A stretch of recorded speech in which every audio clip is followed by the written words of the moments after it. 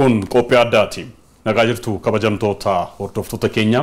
Egaa qophii addaa keenya irraa kana keessatti dhimma imaammata fooyyessi dinagdee gooroo irratti yeroo adda addaa yookiin torbanoota darban keessatti isiniif dhiyeessaa turuun keenya ni yaadatamaa. Har'as dhimma kana irratti waan qopheeffanne qabna. Isaaf immoo keessummaan of biraa qabam istiidiyootti argamaniiru. Keessummaan koo itti aanaa bulchaa baankii biyyaalessaaf ogeessi dinagdee olaanaa obbo Fiqaaduu Digaafeeti. Isaan hojii kan marii taasifnu isin hanga xumura qophii keenyatti nooliin akka turtan kabajaan kan isin affeeru. Obbo Fiqaaduun yeroo keessan alsaa gootanii marii taasifnuuf eeyyamoo ta'uu keessanii fi maqaa hordoftoota keenyaatiin ulfaadhaa galatoomaa isiniin jenna. Meemmaa akka biyyaatti fooyyessi dinagdee gooroo kun hojiirra oolaa jira. Fooyyessi kun waqtii kanatti maaliif barbaachisee laata? Fooyyessi kan amma jalqabee miti baay'ee amma hojiirra oole malee waggaa jaan dura jalqabnee waan hojjechaa turre kun isa economic home grown economic reform isa tokkoffaa kan jalqabee waan hojjetamaa ture kun waa'ee qaala'insa kan hojjetamaa ture waa'ee fooyya'insa bajeta mootummaa haala itti galii fi baasii wal madaalu haalli exchange rate policy kun itti sirraa'u haalli idaan biyyaa itti fooyya'u idaan biyyarra jiru itti fooyya'u maakroon kun kan amma jalqabee miti waggaa jaan dura jalqabne hojjechaa turre booda covidin disturbii godhee boodas immoo konfliktii biyya kana keessa jiru hamma barbaannu waan hin arganne ta'eef har'a akka haaraatti irra deebine malee haaraa miti kun amma garuu tokkoffaa maakroo riifoormii kana godhuu fi doonars warri gargaartuun barbaachisaadha. Isaan hariiroon biyyattiin keenya qabdu sirraa dhufee riifoormota kanas immoo baay'ee isaa itti fufneetuma hojjechaa turre rakkoon biyya kana keessa baay'een jiraatullee riifoormicha hin dhaabne nuti hojjechaatuma turre. Kanaafuu amma garuu riifoormiin kun kompireensivili sappoortis argatee doonaroota irraa nus immoo yeroo arganne amma complete gooneetti dhufne malee haaraa miti dubbanni kun haaraa miti amma kan jalqabee miti. Amma garuu yeroon kuni conducive yeroo waan ta'eedha jechuudha. Yeroo gahaa yeroo barbaachisaa waan ta'eef malee kan jalqabe waggaa jaan dura jechuudha. Kanaaf amma fooyyinsa kana sirriitti hojiirra oolchuuf waqtiin kun hin barbaachisa jechuudha. Barbaachisaadha. Kana booda immoo riifoormii kana tursiisuu jechuun biyya baay'ee waan ta'a. Kanaafuu maal fakkeenyaaf amma yoo ture biyyi maal miidhamte? Tokkoffaa qaala'insa akkuma jettan qaala'insi baay'ee rakkisaa jira. Lammaffaa idaan mootummaa bajet fiiskaal poolisiin gatii baasii fi galiin baay'ee wal madaaluu idaan biyya alaalleen biyya baay'ee kaffallee waggaa jaan kana biliyoona 11 akkas kaffallee garuu baay'eedha. Beektaa idaan yaa waan dura fudhatame amma kaffallaa wanti fudhatame baay'een saamuu hojiirra oollee sababa adda addaatiin. Kanaafuu idaan biyya kanaa sustainability ratio unsustainability ta'aa deema. Qaala'insis akkuma beektanii bajata mootummaatis kanaafuu amma yeroon kuni riifoormii kana adeemsisuun baay'ee barbaachisaadha. Fooyyessi dinagdee gooroo kun dhimmoota akkamii of keessaa qaba gurguddoo warra hin jennu? Gizee jalqaba akkuma ibsu yaale tokkoffaan qaala'insa dhimma qaala'insa jireenyaa. Dhimma qaala'insa jireenyaati. Steebilii fi low ta'uu qaba. Lammaffaan dhimma bajata mootummaa maaneejii godhuuti. Sadaffaan dhimma public enterprise. Public enterprise kan jedhaman carraa hojii sustainability isaaniiyyuu itti fufiinsa isaaniitiiyyuu kan biraa immoo keessumaa exchange rate poolisiin keenya kan sharafa biyya alaa kun immoo maanni balance of payment kan alatti erginuu fi kan alaa galchuun akka inni wal madaalu taasisu baay'ee rakkoo guddaatu jira. Kanaafuu riifoormiin kun external sectorii qaba. Qaala'insa qaba. Waa'ee qaala'insa ishuu guddaadha.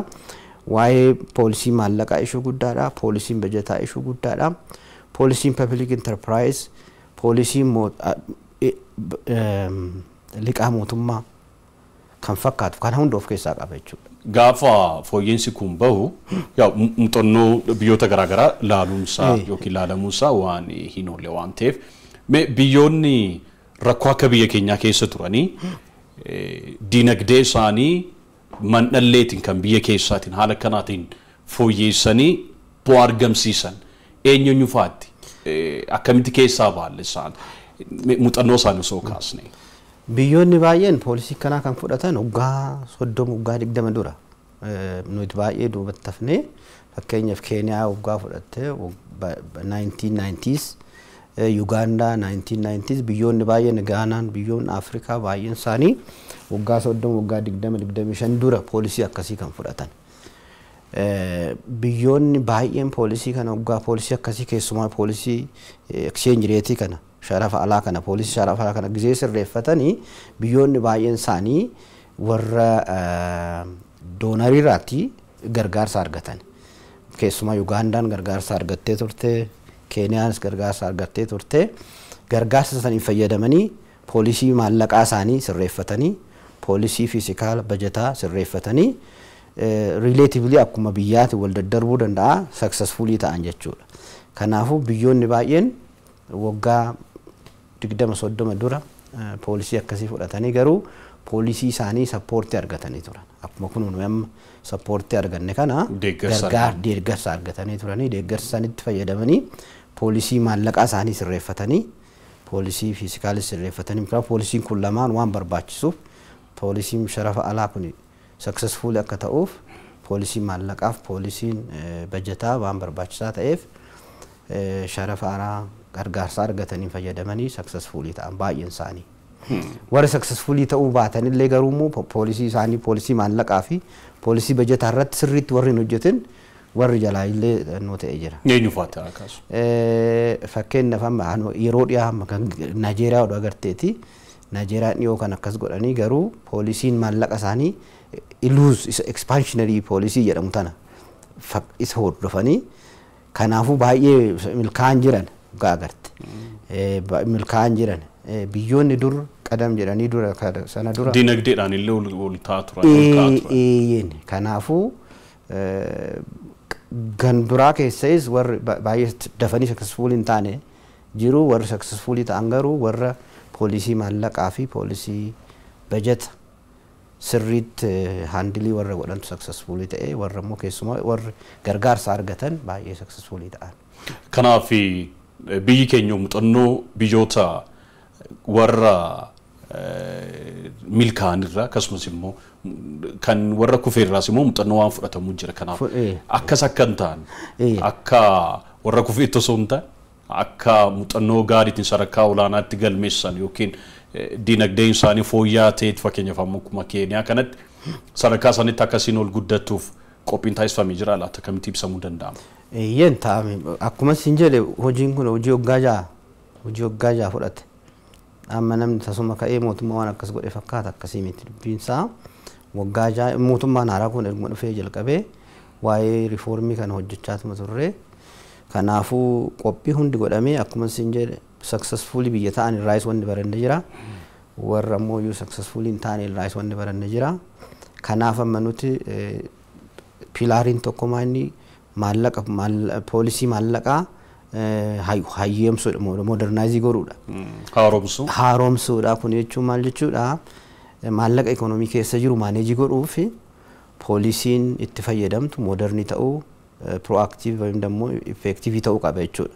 Kanaafuu kanarratti hojjenne akka barbaadamitti eenyu hojiirra akka ganzaba waggaa maallaqa ikoonomiitti gadhiisoo barbaaddes waggaa immoo ikoonomii keessa illee fuudhoo barbaadde poolisii isaaf si geeddaru qopheeffachuun barbaachisaadha. Kana hojjenne kan biraa immoo poolisiin bajeta mootummaa bajanni mootummaa ikoonomii keessa dinagdee keessa biddiriin fudhatamuu qaba malee baankii biyyoolessaarraa akkuma duritti akkuma barre sanitti waggaa ta'e wanni kun successful akka hin taane godha. Kanarratti hojjenne mootummaan galiisaa akka baay'isu istiraateejiin wannoo ta'e baasii akka gadi xinneessu istiraateejiin taa'eera.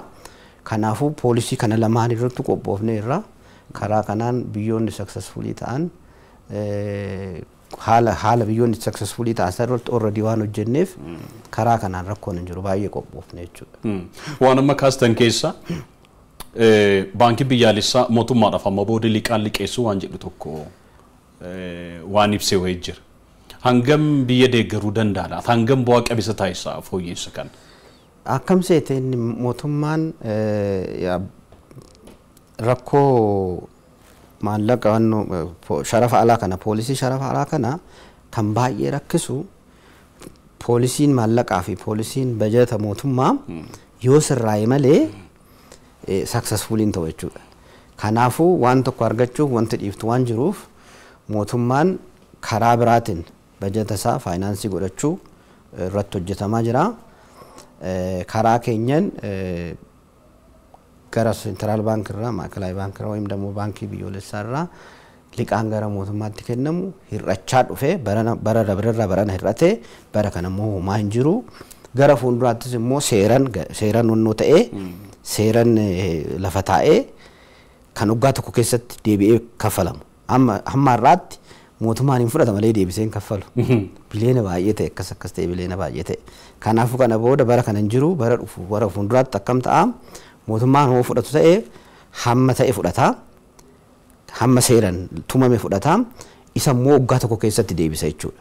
Kuni seenaa biyya tanaa keessatti seenaa haaraatti. Kuni waan akkasii hin turre kun immoo iyyuu poolisii sharafa alaa kanaaf baay'ee barbaachisaadha jechuudha. So haala kanaan deema. Ayyee.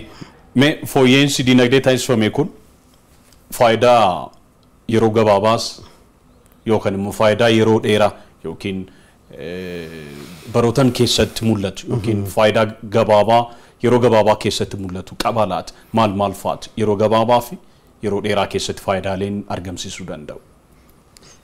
Faayidaan isaa maal seet tokkoffaa disipiliinii taata. Disipiliin mootummaan ofii isaatiif of disipiliinii godhee biyya jijjiiruuf maakroo kana riifoormii kana fudhachuun isaa koomitmentii mootummaa agarsiisa. Number 1 inni guddaan koomitmentiin mootummaa waan guddaadha.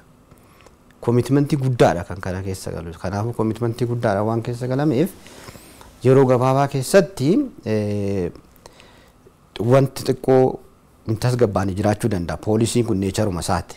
Garuu miidiyem wayim dammoo jiddugaleessa fi yeroo dheeraa keessatti structural ችግር structural waan akkasii waan hiikuuf fakkeenyaaf amma price distortion foreign exchange poolisiin keenya kun distortionidha. Maalni bakka ga'uu qabu hin geenye.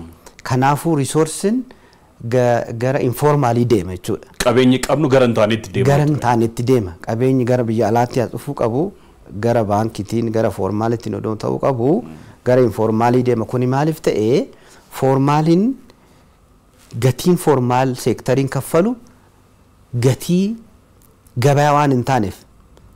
Kanaafuu inni duraa namoota oomishuuf namoota doolaarii argamsiisuuf gatii gaarii gatii gahaa waggaa kenneef informaal irraa gara formaalitti hin dhufa jechuudha. Kun yeroo gabaabaa keessatti ammuma fakkeenya namoonni biyya alaatti seerummaarraa gara seeraatti dhufa jechuudha. Fakkeenya namni biyya alaatti maatii isaatiif doolaara hin argamiti. Amma haala kamiin ergu haala undergroundiitiin ergu karaa baankitiin hin ergan. Maaliif reetiin isaa baay'ee gadaana waan ta'eef. Yommuu reetiin kun sirraa'u yeroo gabaabaa keessatti namoonni gara baankitiin hoggaa erguu jalqaban riisoorsiin biyya keenyaa hin ida'amaa jechuudha. Riisoorsiin formaal seektarii keessa jiru hin ida'a jechuudha. Kun yeroo gabaabatti. Yeroo dheeratti immoo namoonni oomishuuf hin kaka'u, indastiriin hin babal'ata, turizimiin hin babal'ata. Kanaafuu structural issue kan jedhamu, structural problem kan jedhamu hiikkachaa waan deemuuf yeroo bara giddugaleessaaf bara dheeraa keessatti maal ta'a balance of paymentiin biyya kanaa kan galchinuu fi kan alatti erginu walirraa fagaachuun isaa kun dhibbataa deema jechuudha. Kanaafuu riizarviin biyya kanaa illee guddachaa deema. Yeroo gabaabaa keessatti garuu risoorsii informaalii keessa yeroo gara formaalitti deebi'a jechuudha. Ayyee. Hojuma kam keessattuu dhibbaaleen garaagaraa yookiin immoo rakkooleen garaagaraa mudachuu danda'u.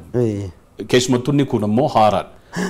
Haaraa ta'es guutuudha akkuma jedhame sana dinagdee gooroo guutuu waan jedhamu kana jechuudha. Kanaaf dhibbaan garaagaraa yoo mudate kan dhibbaa keessaas haa ta'u dhibbaan alaa yoo mudate akkamitti keessaa baana kan jedhu wanti qophaa'ame jira laata akka furmaataatti wanti lafa kaa'ame yoo rakkoon mudate kan keessaas kan alaas furmaata kanaan yookiin immoo haala kanaatiin karaa kanaatiin ba'uu dandeenye jedhame wanti kaami jira.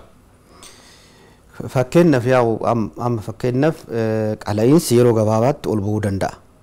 Qala'iinsi waggaa ol ba'ee namoota harka qaleeyyii miidhuu danda'a. Isaaf istiraateejiin qophaa'eera.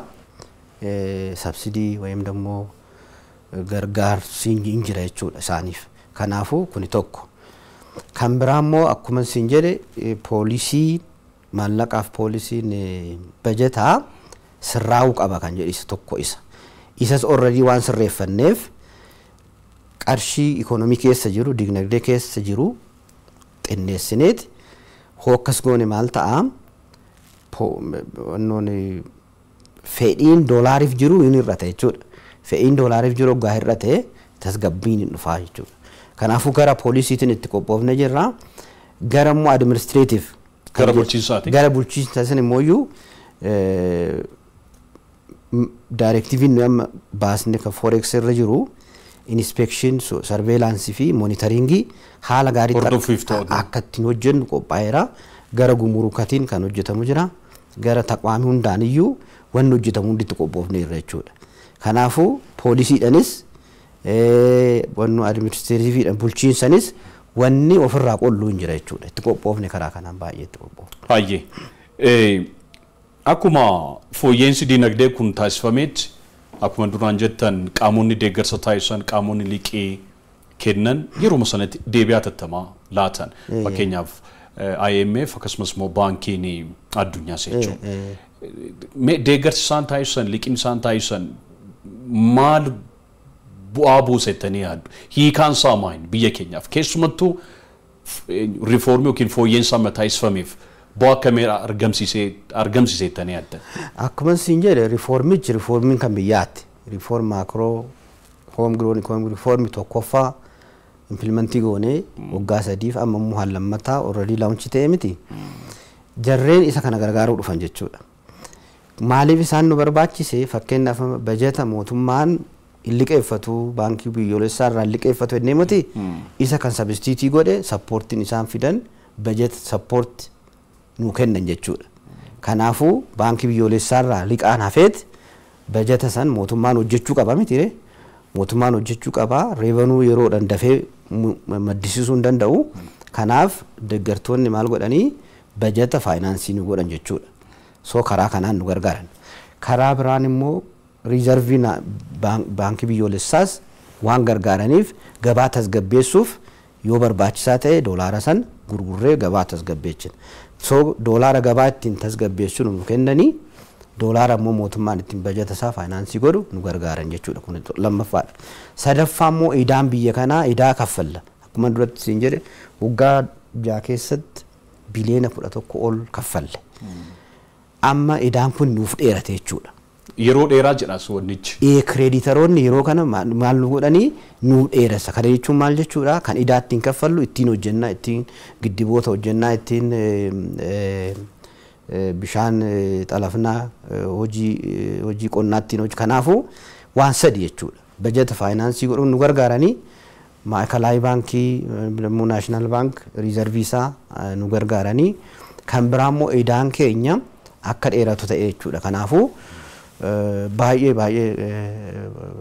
deeggarsa guddaa nu godhan. Kanaafuu riifoormii keenya impilimentii godhuuf sappoortiin kun baay'ee barbaachisaadha jechuudha. Egaa maallaqni argame kun maallaqa salphaa miti. Liqiitiinis haa ta'u deeggarsaan. Inni kun akka inni hojiirra ooluuf karaa baankii biyyaalessaatiin hordofiif to'annoon taasifamu maali? Kuni baay'ee already kan irratti maratame kan yeroo baay'ee irratti hojjetame akkuma duratti siin jedhe transparencyidha wanni hunduu directiiviin keenya amma kan amma baasne transparentidha. Karaa maallaqa karaa ministeera maallaqaatiinis everything transparentidha. Hundiyyuu wanni hojjetuu qaban hojjetanii successfully wana kana jala dabarreennee yaadna. Kanaaf akkamitti hordoftamu baankiin biyyaalessaa maallaqni deeggarsaan yookiin immoo akkuma jedhe sana liqaadhaan argame kan akka inni hojiirra ooluuf waan barbaadamin akka inni hojiirra ooluuf akkaataa isin hordoftan qabdu. Maallaqichi baankii biyyoolessaatti gala bar. Maallaqichi dhufee baankii biyyoolessaa akkaawuntii kan ganzab kan ministeera maallaqaatiif dhufe akkaawuntii isaanii irratti gala kan nu dhufe akkaawuntii keenya irratti gala kanaafuu transparentii dhabuun mootummaa waan beeku waan nama shakkisiisu tokko illee hin qabu qarshiin hundinuu kan dhufu karaa seentiraal baankii irraa dhufa jechuudha kanaafuu mootummaan kan bajetaa dhufe bajetaaf oola kan piroojeektii dhufe piroojeektii saniif oola akkasuma akkuma objektiivii isaatti jechuudha. Kanaaf akka hin qisaasamnee fi malatti hordoftan qabdu jechuudha. Hin qabna jarris immoo piroojeektoota jara wajjinis piroogiraamii qabna baay'ee jara wajjinis piroogiraamii waan qabnuuf isaan illee waan barbaadame saniif oolu ilaalu isaan illee ilaalu. Mee fooyya'insa dinagdee gooroo kana keessatti gaheen baankii biyyaalessaa akkam ture? Gaheen baankii biyyoolessaa dhugaa dubbachuuf guddaadha. Tokkoffaa poolisii gurguddaan kan maddu baankii keenyarraa keessumaa poolisiin maallaqaa hayyee modernaayizii godhuun tokko poolisiin sharafa alaa kunillee daayirektiiviinis nu biraa ba'a. Poolisiin faayinaansii biyya kanaa faayinaansi taqwaamii biyya kanaa fooyyessuus baay'een nu biraa kanaafuu rooliin baankichaa guddaadha dubbachuuf rooliin baankichaa guddaadha bal'aadha. Fooyyinsi dinagdee gooroo kana keessatti baankiin biyyaalessaa jidduu seenuu danda'a hojiirra oolmaa isaa irratti yoo jidduu seene yeroo akkamii jidduu seenuu danda'a fakkeenyaaf fooyyinsi kun hojiirra oolee jira yeroo ammaatimi kanaaf osuma hojiirra oolmaa irra jiru jidduu seenuu danda'a yoo jidduu seene akkamitti maaliif sababa akkamiitiin jidduu seenuu danda'a? Karaa lamaan seena tokkoffaan gabayaa tasgabbeessuuf hin seena kuni karaa ookshiiniidhaan doolaarii gurguruuf bituun gabayaa tasgabbeessuudhaan hin seena. Haala gabayaa laalee jechuudha. Kuni poolisiidhaan. Karaa administreetiif karaa bulchiinsatiin immoo daayirektiivoota baase hunda kallattiiwwan kaa'ame hunda impilimentii ta'uusaa hojiirra ooluusaa hin hordofa jechuudha. So karaa lamaan interventionii kan baankii biyyoolessaa tokko seeronni hojiirra oolu day to day guyyaa guyyaan hin hordofa. Kan lammataa immoo poolisii wise gabayaa tasgabbeessuuf doolaara gurguruuf bituun interventionii hin godha jechuudha. Akkasuma immoo even local market irratti illee qarshii ikonomii keessatti injektii godhuuf ikonomii keessaa guuruun ookshinii baasee amma dhageesse ta'e biliyoona 37 gabayaa keessaa mannoo goone ookshiniidhaan yeroo lama torbee dabre lama fakkeenyaaf. Kanaafuu maallaqa biyya alaas maallaqa Itoophiyaas birrii Itoophiyaas ikonomii keessatti ida'uu fi hir'isuudhaan ookshinii baasnee hojjenna jechuudha. Kuni poolisii waayiziidha. Administreetivili bulchiinsaan immoo juuti baankonni wayim dammoo warri isaan ilaallatu hojii isaanii seeraan hojjechuu hin hordofna jechuudha. Haala lamaan hojjenna kana. Kan waliin wal qabatee tibbana wanti haaraan tokko mul'achaa jira. Fakkeenyaaf baankonni fooyyessi dinagdee san keessa jira. Baankonni gaafa sharafa biyya alaa irratti hojjetan yookiin gaafa waa maallaqa jijjiiran akkuma baankii isaanii yookiin akkuma fedha isaaniitti akkuma wanni isaaniitti jijjiiraa jiru. Wanti kaamiif jira laata moo yoo humnaa ol waan godhan jechuun na fayyada jedhanii garuu immoo wanti isaan taasisan sun biyya irratti dhiibbaa ni uuma jedhamee yoo yaadamu baankiin biyyaalessaa jidduu seenee dhaabsisuu danda'a sharafa biyya alaa irratti. Yaa gabayaan pirinsipilii qaba. Amma poolisiin amma hojiirra oole kuni pirinsipilii qaba. International standard kan biyya hundatti beekamu standardii qaba. Standardii san eeganii hojjechuun gaayidlaayiniidhaan lafa taa'eera. Gaayidlaayinii baay'ee qabna baay'ee. Gaayidlaayinii baankonni ittiin hojjetame ittiin gaggeessan baay'eetu jira. So gaayidlaayiniin suni pirinsipilii seera ta'e akka hordofanii hojjetan kan jedhu tokko kana. Karaa biraa garuu waannoon isaa sharafni reetiin ol ba'uu gadi ba'uunsaa pirinsipilii ta'anii hoggaa hojjetan kun seeraan alaa miti. Garuu inni yommuu unstabilii ta'ee jedhee yaade baankiin biyyoolessaa akkuma duratti siin jedhe market intervention jedhama. seera qabaa haara isaanii sirreessa. Kan biraa market principally hordofanii akka hojjetan guideline waan jiruuf namoonni wayim baankonni nama ta'uu danda'a wayi taqaamii ta'uu danda'a. Principally san oggaa waliitii godhanii there is a way haalli ittiin to'annu jira baay'eetu jira. So market principle alle market principle sana hordofanii hojjechuu qabu jechuudha. Hayyi dhumarratti daldaltootaaf dhaabbilee kan maallaqa baankileetiif ta'uu danda'a. Riformiin kun akka inni sirriitti lafa qabatuuf akka inni hojiirra ooluuf akka dhaamsaatti akka ergaatti wanti dabarsitan maal laata? Riformii biyya fayyisu dhugaa dhuguma dubbachuuf riformii biyya fayyisu bu'aa yeroo gabaabaatiif jecha wanta biyya yeroo dheeraaf rakkoo biyyattiin keessa jirtu keessaa baasu carraa akkasii kana balleessuu hin qabnu. Baankonnis naggaadonnis koomunitiin keenya hundi seerummaan hojjennee seerummaatti bullee biyya keenya akka ceesifnu dhaamsan qaba. Hayyuu ulfaadha. Itti aanaa bulchaa baankii biyyaalessaa fi ogeessaa dinagdee olaanaa obbo Fiqaaduu Digaafee imaammata fooyyinsi dinagdee gooroo waliin wal qabatee istiidiyootti argamuudhaan marii bareedaa marii bal'aa waan waliin taasifneef maqaa hordoftoota keenyaatiin ulfaadha galatoomaa isiniin jenna. Galatoomaa tasaanii. Egaa kabajamtoota hordoftoota keenyaan qophiin addaa har'aaf isinii dhiyeessine kana fakkaata. Amma boodas immoo dhimmoota akkanarratti yeroo adda addaatti yeroo garaagaraatti akka isiniif dhiyeessinu isinitti himaa qophiin har'aaf dhiyeessine kana ture qophiileen keenyaaf garuu itti fufu turtii gaarii.